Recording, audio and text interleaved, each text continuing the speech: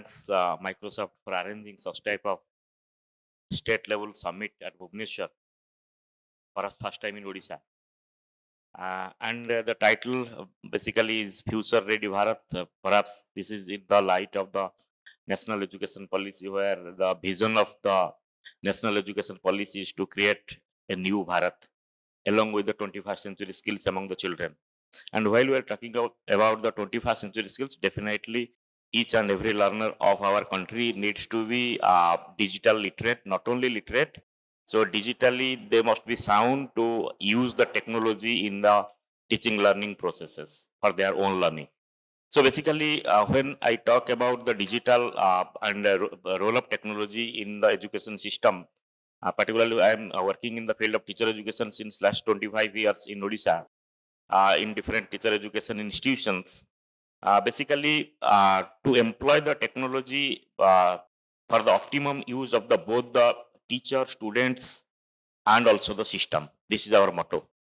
And if there is a gap, we have to go to the last person, the last child, the last teacher who is working in a remote place, the child who is working in a very in a hilly area without any basic benefits infrastructures.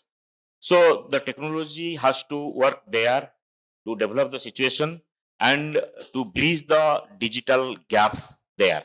So digital gaps means the technological gaps, particularly in access and use of all the stakeholders.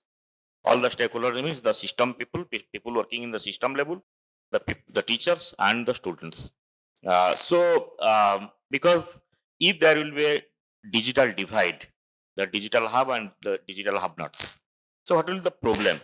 Because why such type of digital divide is there? Because due to the advancement of technology in every day, in day-to-day lives, so the gap is gradually widening. No internet connectivity, no access, and even if there is access, the people who are working, how they are using the technology in the classroom situations, in the teaching learning process, that has to be thought of. Basically, when there is a digital divide, the problem is that there is there is exclusion. Some people are excluded from the mainstream. There is some people are like what Gangadhar sir told. There is exclusion, particularly of the disabled children, the Divyang children. So in the digital area, there is a exclusion. Some children they are excluded from the mainstream. They are in terms of access and also use. And second thing is the those people they gradually they go to isolation. Those children, those teachers, when they see other teachers are using technology in their classes, other children are using the technology for their learning, and if they are not able to do that, they are not getting the access, they are not they have no capacity to use that. So gradually those people will be sidelined, and there is a problem of equity in our education system.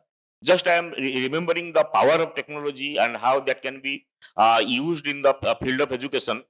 So during the COVID period, when I was at SCIT and Gangadhar sir was our director, basically the diets and the elementary teacher training institutes are within the control of the director of SCIT.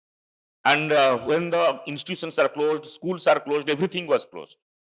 So we thought that if a person who will come pass out from a teacher training institute and he will go to work as a teacher in primary school or a secondary school without any skills, without any exposure to direct teaching to the children, only passing the theory papers, what type of teacher he will be?